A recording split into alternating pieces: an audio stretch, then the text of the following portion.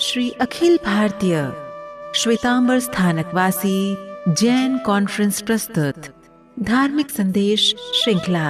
आज का विषय है करुणा की दृष्टि, समझ से जन्मी संवेदना।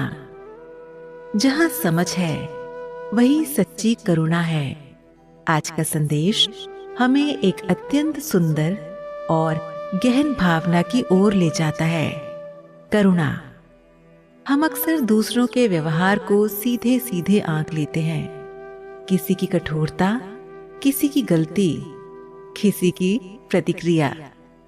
पर यदि हम थोड़ा ठहरें तो समझ पाएंगे कि हर व्यक्ति अपनी परिस्थिति, अपने अनुभव और अपने संघर्षों से गुजर रहा है। करुणा का अर्थ केवल दया करना नहीं है।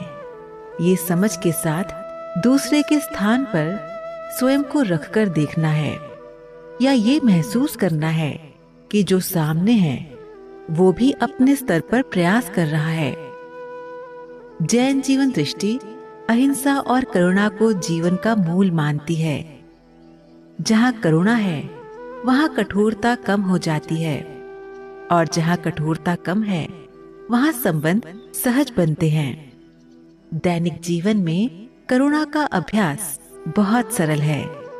किसी के व्यवहार पर तुरंत प्रतिक्रिया ना देना, पहले उसे समझने का प्रयास करना, और जहां संभव हो सहयोग का भाव रखना।